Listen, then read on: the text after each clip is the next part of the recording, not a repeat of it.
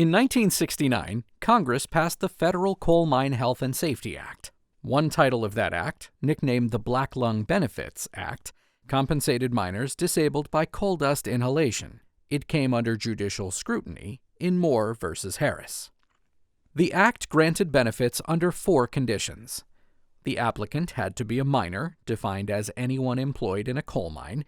The applicant had to be totally disabled. The disability had to be due to pneumoconiosis, a chronic lung disease. And finally, the applicant had to show that the disease arose out of employment in a coal mine.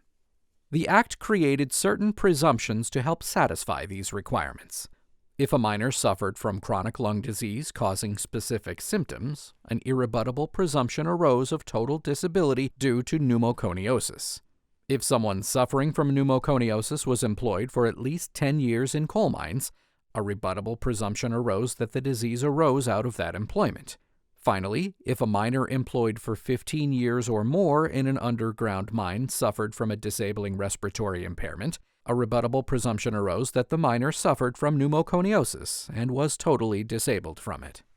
The Secretary of Health, Education, and Welfare, later of Health and Human Services, promulgated regulations defining a miner as someone who is or was an employee in a coal mine.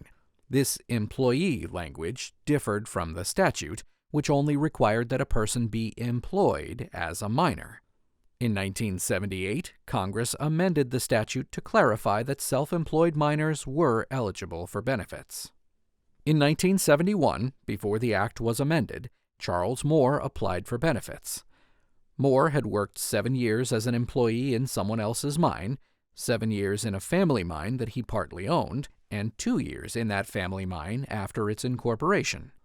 Moore had a chronic respiratory impairment, but it wasn't clear whether he had pneumoconiosis. Moore's claim was denied. On appeal, an administrative law judge determined that Moore wasn't an employee when he worked in the family mine before it incorporated. Moore had only worked 9 years as a coal mine employee, so he wasn't entitled to either statutory presumption. Moore couldn't prove that he had pneumoconiosis or that it was caused by his employment as a coal miner, so the ALJ affirmed the denial of Moore's claim. The Secretary affirmed that determination. Moore sued Secretary of Health and Human Services Patricia Harris in federal district court. The court accepted the department's definition of a miner as an employee, then affirmed the department's ruling. Moore appealed to the Fourth Circuit.